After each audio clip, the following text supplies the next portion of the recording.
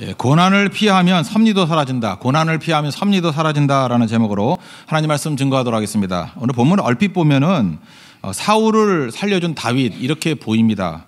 근데 좀 깊이 보면 다윗을 살려준 하나님 이렇게 볼 수 있다라는 것입니다. 우리가 눈이 중요한데 크게 보는 눈과 이렇게 작게 보는 눈이 있습니다.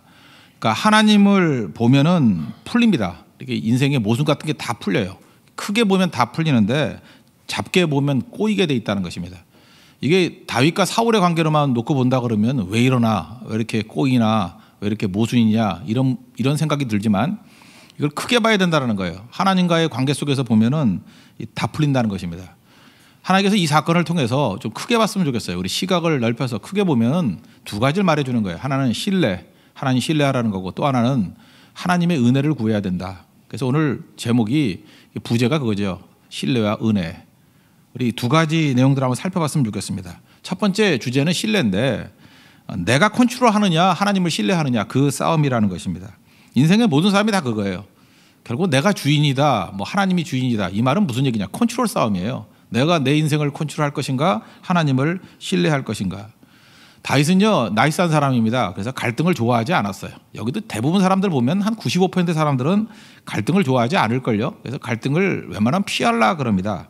그래서 다윗이 원했던 것은 블레셋의 가드라든지 또는 자기 그 외갓집이죠. 모압으로 망명하기를 원했습니다. 그래서 사울은 사울대로 살고 나는 나대로 살겠다. 이걸 원했던 것 같아요. 근데 하나님께서 23장에 보니까 뭐라고 얘기를 했어요? 떠나지 말라 그렇게 얘기하잖아요. 그리고 요새를 떠나서 유대로 가라. 그러니까 사울이 있는 곳으로 가라는 거예요. 이렇게 갈등의 자리 가운데 이끌어 간다는 것입니다. 그럼 우린 당장 이렇게 생각을 하죠. 하나님이 가라 그랬으니까 사울을 멸하고 내가 승리하는가 보다. 근데 그것도 아니에요. 그냥 하나님께서 가라 그랬는데 사울도 건재하고 자기도 계속 도망 다니고. 그러니까 이걸 뭐라 그러죠? 애매한 상황이죠. 하나님께서는 애매한 상황을 지속시키십니다. 이게 참 미치는 거예요.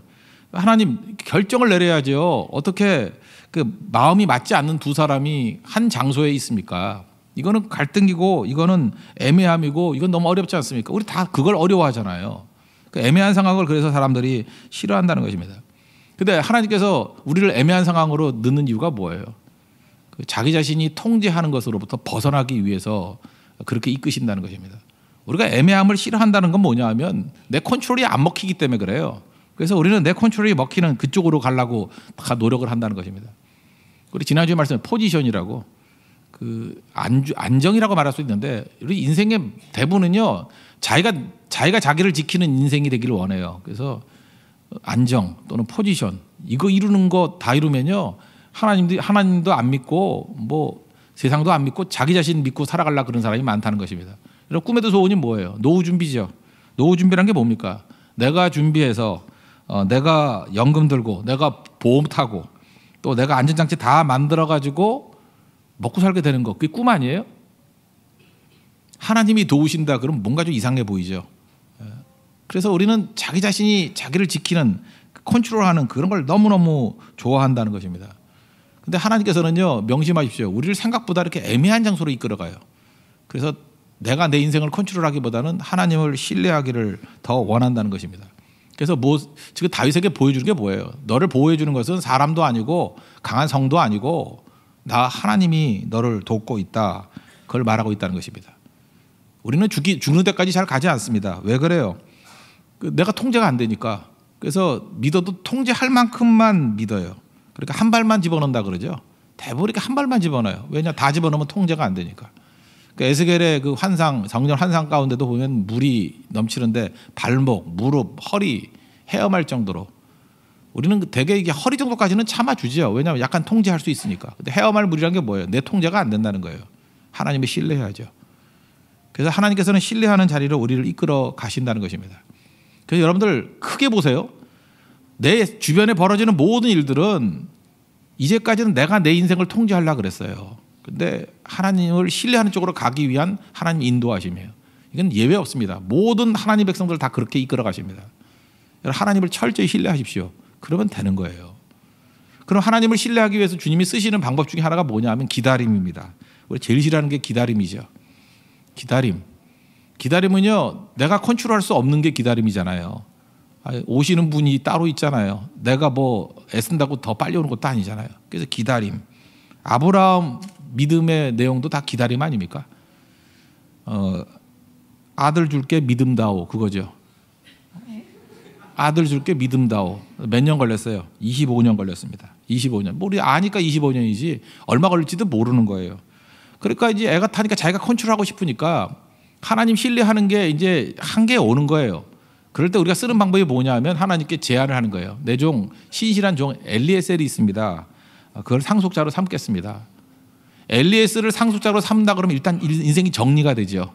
그렇잖아요. 자기의 모순과 갈등과 애매함이 정리가 되잖아요. 그래 나는 악이 못 나오니까 신실한 양자 들여가지고 엘리에셀이 내 아들이야. 그럼 정리되잖아요. 그렇게라도 하고 싶은 게 인간이에요. 내가 통제하려고.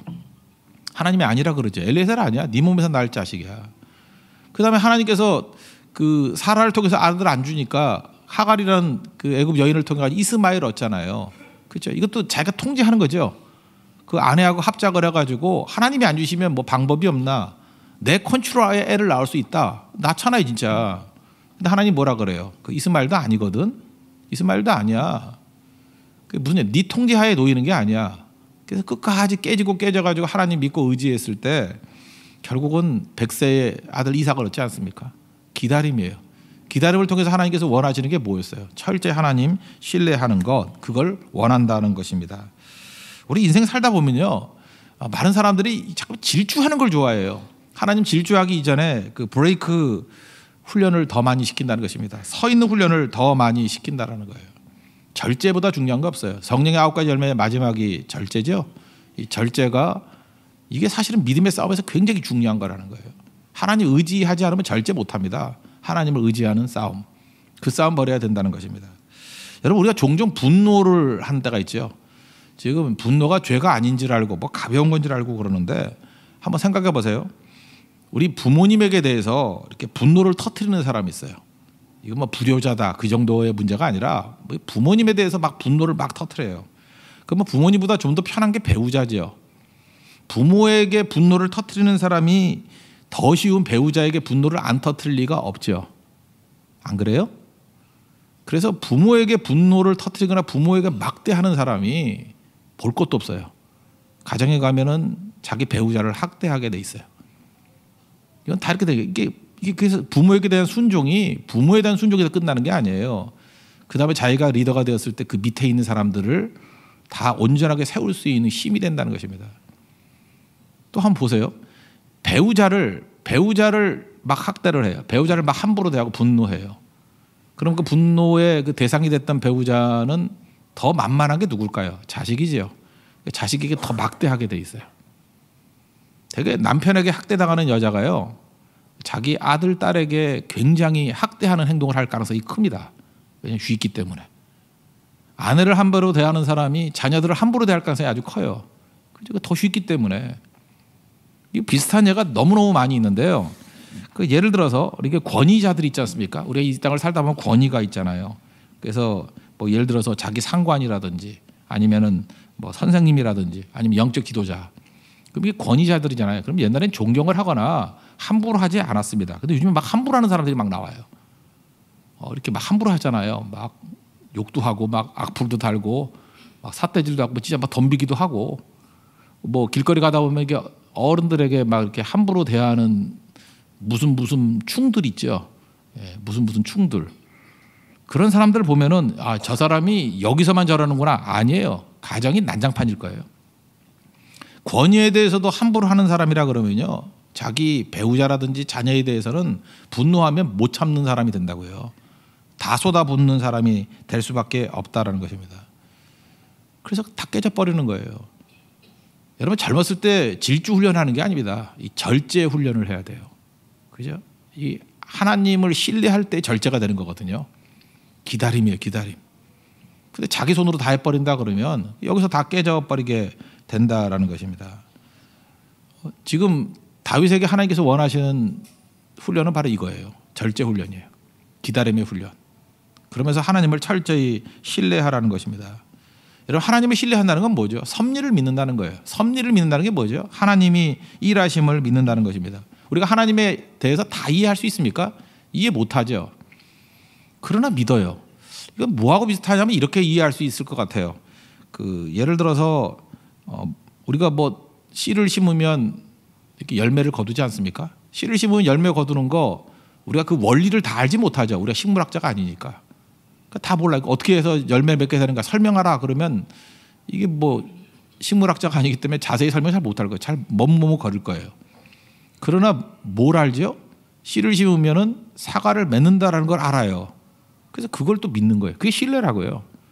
그래서 하나님 설명하라 그러면 또 설명 잘 못하는데 확실한 거는 그래도 아는 거예요. 그러니까 모르면서 또 아는 게 또 믿음이에요. 밤중에 이렇게 연 날려봤습니까? 연? 잠깐 연 그러니까 욕 같은데 연이요. 연을 날린단 말이에요. 그래서 이 연 저 연 이렇게 날린다고요. 이렇게 날리는데 상상하지 마세요. 그냥 연이에요. 연. 예.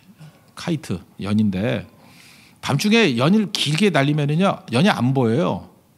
안 보이는데 그 연 날리는 애한테 물어봐요. 연이 안 보이니까 없지 그런데 있대요. 어떻게 있냐 그랬더니 보이지 않는데 어떻게 있냐 그러는데 분명히 내가 처음에 띄었고 연줄을 잡아보래. 줄을 잡아당기는 힘이 느껴져요. 이 분명히 연이 살아있다고. 그러니까 이 잡아당기지 않냐고. 설명 다 못하지만 느끼는 거예요. 보이지 않지만 느끼는 거예요. 믿음이 그런 거예요. 하나님 보이지 않습니다. 근데 신뢰해요. 느끼거든요. 그 사람은. 설명이 쉽진 않아요. 느끼는 거예요.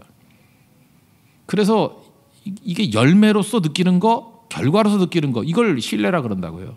그래서 근거 없는 건 아니에요. 이거 맹신하고 달라요. 개인에게 있으면 분명한 거예요. 느끼는 거예요. 그냥 말도 안 되는 거 덮어놓고 믿자 그러는 게 아니에요. 원래 그 진리라는 단어, 트루스라는 단어가 에메트라는 단어거든요. 히브리어로 에메트라는 단어. 이 에메트라는 단어를 성경에서 번역을 할 때 일본 사람이 번역을 했어요. 이걸 진리라고. 이걸 진리라고 번역을 했거든요. 사실 진리도 맞지만 신뢰가 포함된 진리인데 그러니까 진리라 그러면 참진자의 이치잖아요. 이게 참된 이치란 뜻 아니에요. 그래서 우리는 진리 그러면은 이렇게 그 이론인지 알아요. 참된 이론, 참된 원리. 그래서 앉아가지고 생각만 하려고 그런다고. 근데 이 에메트라는 단어의 원래의 뜻은 뭐냐면 나무를 심으면 열매를 거둬서 그 믿을 수 있다라고 하는 그런 뜻이에요. 신뢰한다는 그런 뜻이에요. 우리가 전문가가 아니니까 여러분 사과나무하고 배나무를 구분할 수 있습니까? 뭐 농촌에 사셨던 분들은 구분하겠지만 서울에서 살던 사람은 구분 못하죠. 근데 간단히 구분할 수 있죠. 저게 사과나무인지 배나무인지 어떻게 알죠? 가서 봤더니 사과가 열려 있어. 그럼 사과나무예요. 가봤더니 배가 열려 있어. 뭐 모양은 관계없이. 그건 배나무죠. 그게 에메트예요. 그렇게 신뢰한다는 거예요. 그러니까 열매를 뭐 맺자라는 얘기가 아니라 그 사과나무니까 당연히 사과를 맺겠지. 그 배나무니까 당연히 배를 맺겠지. 그게 진리라는 거예요. 그게 에메트. 그죠? 그거를 신뢰하는 거예요. 그러니까 원리를 다 이게 설명할 수 있는 게 아니에요. 그렇지만 하나님 믿고 의지했더니 그렇게 되더라는 거예요. 그래서 하나님을 믿고 의지하는 것 이게 신뢰입니다. 다윗으로 하여금 바로 이 신뢰를 훈련하기를 원한다라는 거예요. 그래서 우리는 하나님만 신뢰하면 나머지 다 풀려요. 이것도 또 시비 거는 사람이 있어요. 그러면 아니 세상 학문도 좀 알고 딴 것도 좀 알아야지 하나님만 알면 되느냐. 하여튼 말귀를 못 알아들으면 진짜 이사야 6장 9절이 똑같아요. 듣기는 들어도 깨닫지 못하고 보기는 보아도 알지 못한다고. 이 말귀를 못 알아듣는데 예를 들어서 여러분 그 신뢰를 한다라는 건요. 이게 누리게 된다는 얘기인데 이런 거 한번 보세요. 그 로미오와 줄리엣 예를 한번 든다 그러면 로미오와 줄리엣 중에 이게 로미오가 이렇게 얘기했다고 합시다. 나는 당신만 있으면 돼. 예, 당신만 있으면 돼. Only you. 이거 시비 걸 수 없죠. 이거 진실이죠. 근데 또 옆에 있는 사람이 그래. 이거 말도 안 돼. 어떻게 그 당신만 있으면 되냐. 당신도 있어야 되지만 다른 것도 있어야 돼. 이렇게 말하는 사람이 있어요. 이거 루미오가 이렇게 얘기했다고 합시다. 예, 로미오가 이렇게 얘기하고. 그러면 이게 굉장히 그럴듯하게 보이는 것 같이 보이지만 두 번째로 얘기하는 사람은 구체적이긴 한데 신뢰가 빠져 있죠. 이건 누리는 사람이 하는 얘기가 아니에요. 로미오가 나는 당신만 있으면 돼. 그렇다고 딴 게 필요 없다는 얘기는 아니잖아요. 근데 이렇게 말하면서 줄리엣을 누리는 거죠. 하나님께서는 하나님만 섬겨야 된다는 게 그거예요. 하나님만 믿고 의지하고 신뢰하면 그저 그 하나님을 누리는 거예요. 그래서 나머지 것들을 다 품게 되는 거죠. 하나님께서 우리를 그렇게 이끌어가길 원한다는 것입니다. 그게 열매예요. 주님 신뢰하면요, 주님이 인도하시는 길을 또 믿는 거거든요. 하나님이 하나님 백성들이 이끌어갈 때 이 종으로 이끌어가시네요. 이해가 안 되죠. 이스라엘을 사랑한다 그러면서 애굽에 끌려가서 400년 동안 종노릇하게 만들었습니다. 왜 종으로 끌려가게 만드셨을까요? 이건 우리에게 고난을 주시는 이유하고도 뭐 비슷하다고 생각을 합니다. 왜냐하면요, 종이 되면요, 그 체제의 악함 그리고 체제의 부조리를 너무너무 잘 알아요. 고난당하니까. 그래서 이 체제는 이렇게 돼서는 안 돼라는 생각을 가지고 종들은 꿈을 꾸기 시작해요. 기득권자는 꿈 안 꿉니다. 아무 생각이 없어요. 그냥 이대로 좋은데 뭐. 근데 고난당하고 노예 생활을 하는 사람들은 꿈을 꿔요. 이게 뭐야? 이렇게 살면 안 되지. 이게 뭐야? 하나님이 함께하면 이렇게 되지 않지. 그래서 하나님께서 400년 동안 종생활하면서 이스라엘 백성들을 하여금 하나님 나라를 꿈꾸게 만들었어요. 가나안을 꿈꾸게 만들었다고. 그래서 성경에 그렇게 나오잖아요. 그 후에 나를 섬기리라. 이 종으로서 꿈꾸게 만들고 난 다음에 그 다음에 나를 섬기리라. 이게 굉장히 중요한 거죠. 우리는 지금 홍대 여기 상수에 사니까 잘 모르지만 우리 외국에 있는 사람들이잖아요. 대만이나 이런 사람들 보면 한국에 가고 싶은데 홍대에 그렇게 가고 싶대. 그래서 홍대에 오고 싶어가지고요 3년을 꿈꿔요. 그래서 이 동네 지도 다 알고요. 저보다 더 잘 알아요. 스타벅스 옆에 무슨 맛집인데 가보셨어요, 목사인데 뭘 가보기는. 저는 이게 하나도 모르거든요. 그냥 교회 왔다 집에 가고 뭐 이러는데 안 와본 사람은요 없으니까 결핍이잖아요. 계속해서 꿈을 꾼다고. 그래서 오히려 여기 사는 사람보다 더 잘하는 것 같아. 어디 맛집이 있고 어디 가면 뭘 살 수 있고 너무너무 잘하는 것 같아요. 그게 결핍을 통해서 꿈꾸는 거예요. 하나님께서 우리에게 고난의 자리를 이끌어가는 이유가 뭐냐면 꿈꾸게 만드는 하나님의 작업들이에요. 왜냐하면 하나님 나라의 꿈이 필요한 거기 때문에. 그래서 고난은 우리에게 꿈을 꾸게 만든다는 것입니다. 그러면 그 꿈 속에서 하나님이 이제 일하시잖아요. 꿈을 성취시키잖아요. 그래서 오늘 제목과 같이 우리가 고난을 피하면요 하나님 섭리가 사라져버려요. 우리가 고난 속에 들어가서 꿈꾸면서 꿈만 꾸는 게 아니죠. 하나님이 꿈을 성취시키기 위해서 우리를 건져내신다고요. 다윗을 보호해 주시고 이스라엘을 출애굽시키시고 그게 섭리예요. 프라비던스. 하나님의 섭리거든요. 근데 고난을 피해버리면 섭리가 나타날 수가 없잖아요. 그러니까 우리가 할 일은 뭐예요? 하나님을 신뢰하면서 고난과 정면 승부해버리는 거예요. 그러니까 우리 고난을 피하는 대표적인 게 뭐예요? 그 편함이죠. 그래서 신앙의 원수는 편함이에요. 편함을 추구하는 거. 모든 결정이 편함이에요.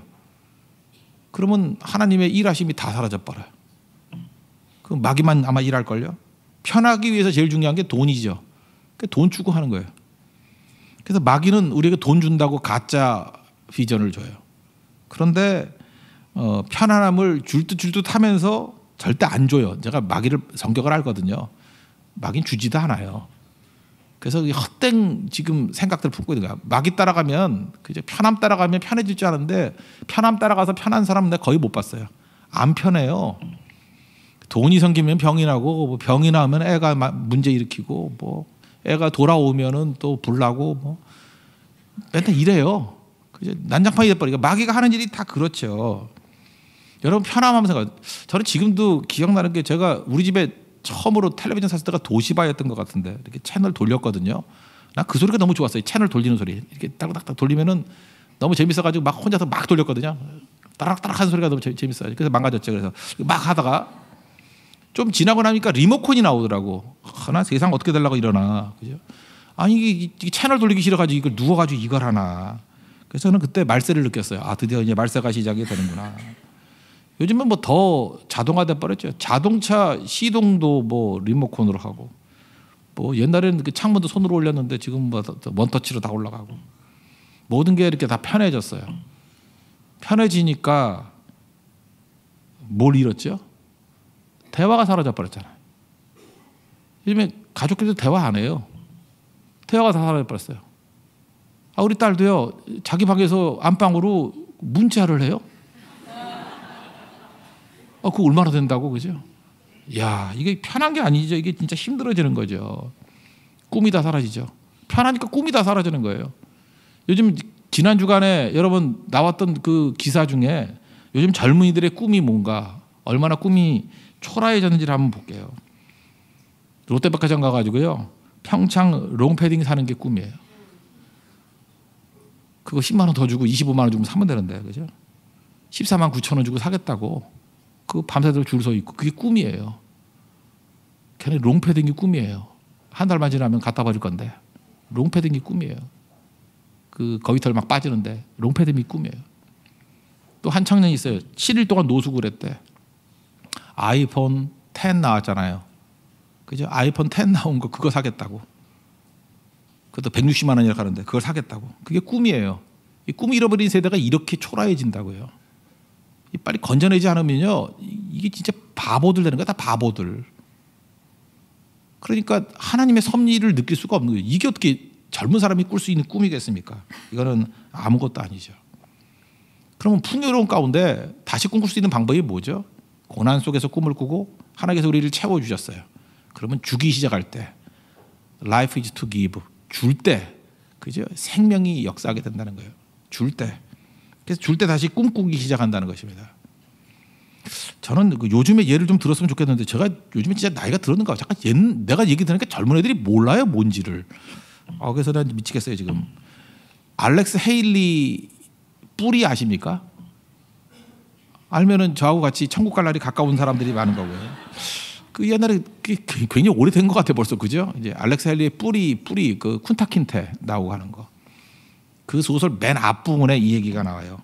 쿤타킨테 이야기예요. 인생에서 가장 중요한 날이 이틀이 있다.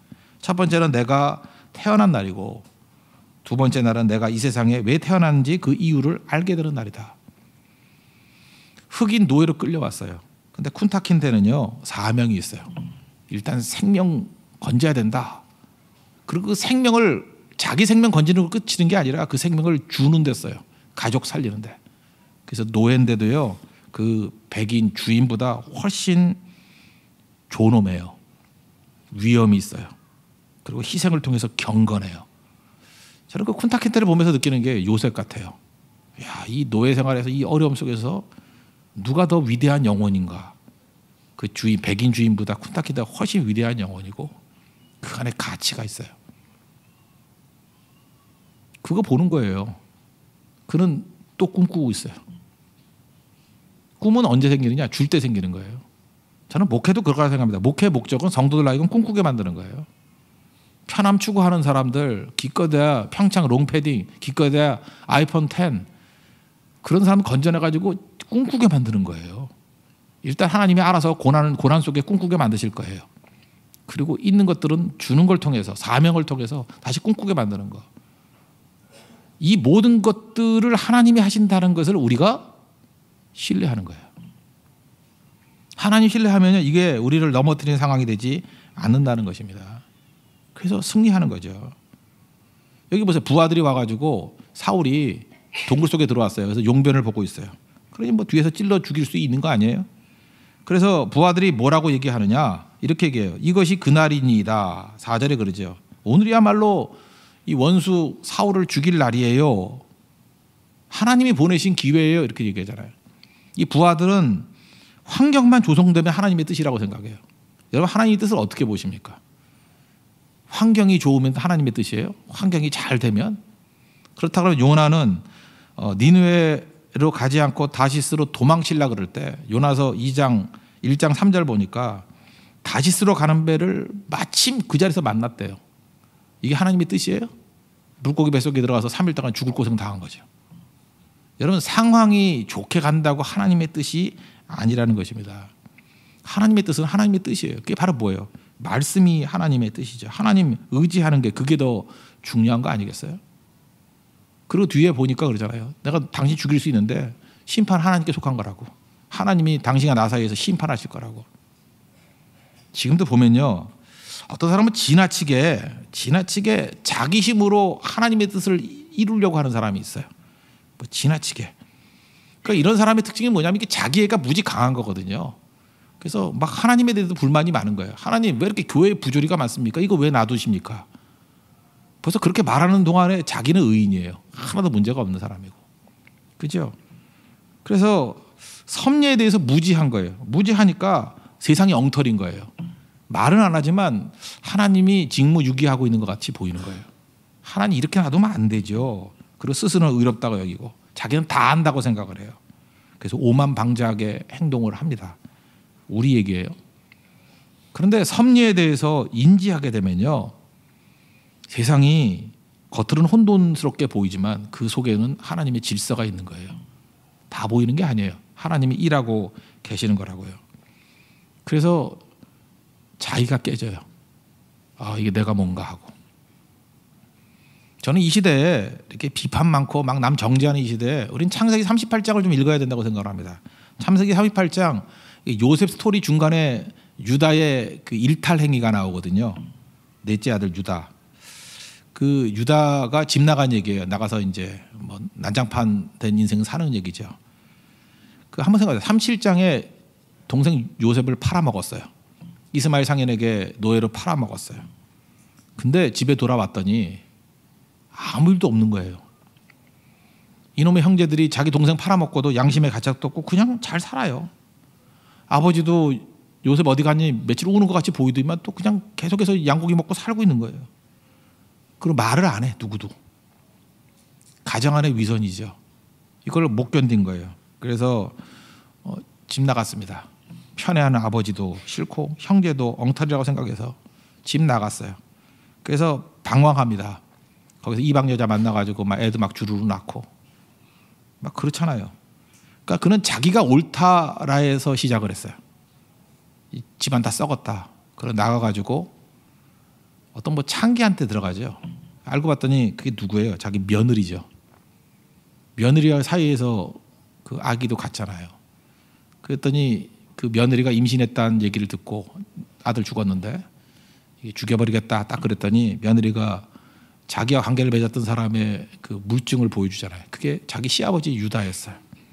그때 유다가 했던 얘기입니다. 창세기 38장 26절 보니까 그는 나보다 옳도다. 저는 이 고백이 유다가 다시 일어서는 계기라고 생각을 해요. 유다는 이제까지 자기 빼놓고 다 썩은 줄 알았어요.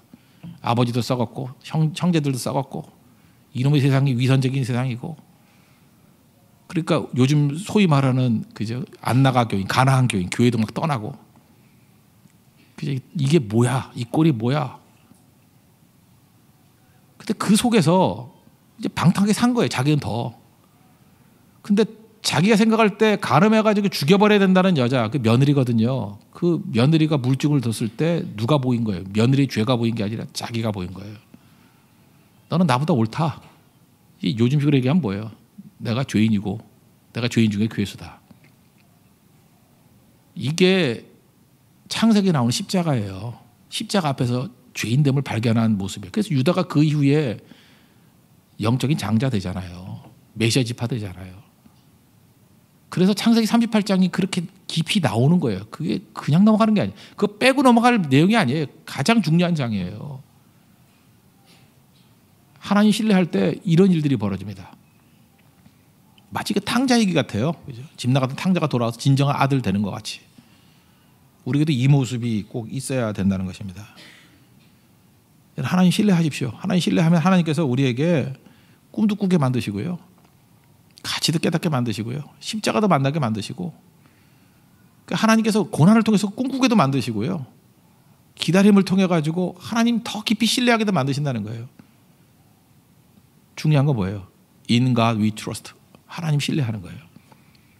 오늘 이 사건을 통해서 하나님을 신뢰하게 만드시는 하나님의 섭리의 손길을 발견하는 우리 은총이 종되기를 바랍니다. 그럼 나에게 적용해 봐요. 내게 지금 벌어지는 많은 일들, 거기에 그냥 매몰돼 가지고 이게 뭐냐, 이거 풀게 해달라, 그 문제가 아니라 이제까지 내가 내 스스로를 통제하려고 했던 여기서 얼마나 하나님을 더 신뢰하는 쪽으로 나아갔나, 그걸 바라본다 그러면 이기게 된다는 것입니다. 또 한 가지 은혜인데, 은혜는 좀 간단히 설명할게요. 옷자락으로 가릴 수 없는 진실이 있다라는 건데, 다윗이 용변 볼 때 사울의 옷자락을 잘라요. 그리고 마음에 찔렸다 그러죠. 그래서 이제 괴로워했다 이런 얘기인데, 여러분 옷자락이라는 것은요 세 가지 의미가 있습니다. 구약을 보면은 첫째는 보호의 의미가 있어요. 그래서 겉옷은 보호해. 춥고 덥고 막 그러잖아요. 낮에는 되게 덥고 그래서 가려야 되고 타 죽죠. 밤엔 춥고 그래서 덮어야 되고. 그래서 예수님께서 말씀하실 때도 전당 잡은 것도 해가 지기 전에 돌려주라고 뭐 그런 말씀 하잖아요. 그죠? 구약의 율법에 있잖아요. 그러니까 겉옷은 이 옷자락은 보호의 의미가 있습니다. 두 번째는 임재의 의미가 있어요. 신부를 상징해요. 그래서 제사장은 에봇이라는 겉옷을 입어요. 조끼 입고 그다음에 엘리야가 엘리사에게 겉옷을 던져주죠. 권위를 넘겨주는 거. 그러니까 이거는 임재예요. 능력의 임재. 그리고 세 번째는 구속의 의미가 있어요. 이제 옷은 건져주는 거예요. 그래서 룻이 그 보아스에게 뭐라고 얘기해요? 당신의 옷자락으로 나를 덮으소서. 나를 구원해 달라 그런 뜻이에요. 그래서 예수님 옷자락 잡았던 12의 혈루증 받았던 여인이 낫죠. 그러니까 옷자락은 이렇게 보호, 능력의 임재, 구원 뭐 이런 뜻이 있다라는 거예요. 근데 사울의 옷자락이 날아갔다는 건 뭐냐면 이게 다 사라져 버렸다는 거예요. 그죠? 첫 번째로 3,000명의 군사가 자기를 보호한 게 아니죠. 잘 보니까 지금 누가 누굴 쫓고 있어요.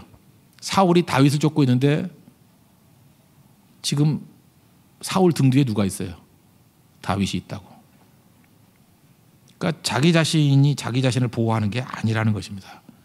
하나님이 보호막이 되시는 거예요. 또 하나 임재죠. 하나님의 성령이 떠라니까 아무것도 아니잖아요. 미치광이 돼버리잖아요. 나중에는 뭐 그 완전히 탈진한 인생이 돼버리지 않습니까? 그리고 세 번째 구원이죠. 구원.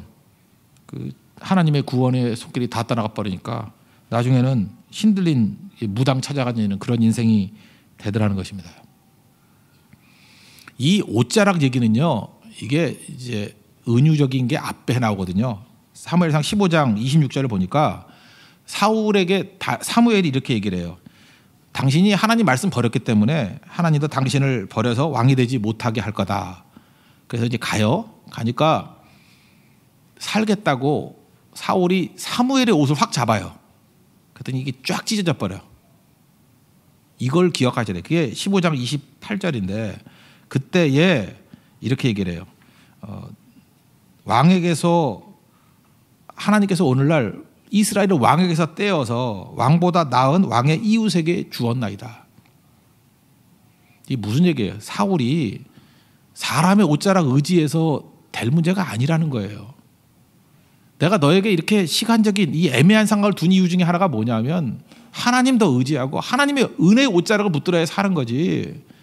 사람 청탁하고 사람 붙든다고 되는 게 절대로 아니다라고 하는 것을 보여주고 있다는 것입니다. 우리 인생도 마찬가지예요. 오늘 예배 시간인데 예배 시간에 제일 중요한 게 뭔지 아십니까? 하나님의 은혜의 옷자락을 체험해야 돼요. 내 힘 갖고 되는 거 절대 아닙니다. 하나님의 은혜의 옷자락이 오늘도 우리 찬양했잖아요. 주께서 높은 보좌에 앉으셨는데 그 옷자락은 성전에 가득하도다. 주님의 은혜의 옷자락이에요. 그 옷자락이 임할 때 우리를 보호해 주시고요. 다윗 보호하잖아요. 그때 능력의 임재가 있는 거고 거기에 구원이 있어요. 그래서 오늘 이 사건을 통해서 사울에게도 주시는 메시지가 있고 다윗에게도 주는 메시지가 있습니다. 우리 삶의 모든 것들을 주관하시는 게 하나님인데 하나님 신뢰하는 쪽으로 주님을 이끌어 가신다는 거예요. 주님 신뢰하십시오. 그리고 사람의 옷자락이 아니에요. 하나님의 은혜의 옷자락이 필요합니다. 주의 은혜 붙들고 승리할 수 있는 하나님의 종되기를 축원합니다. 모두 자리에 일어나겠습니다. 주께서 높은 보좌에 한번 찬양하겠습니다.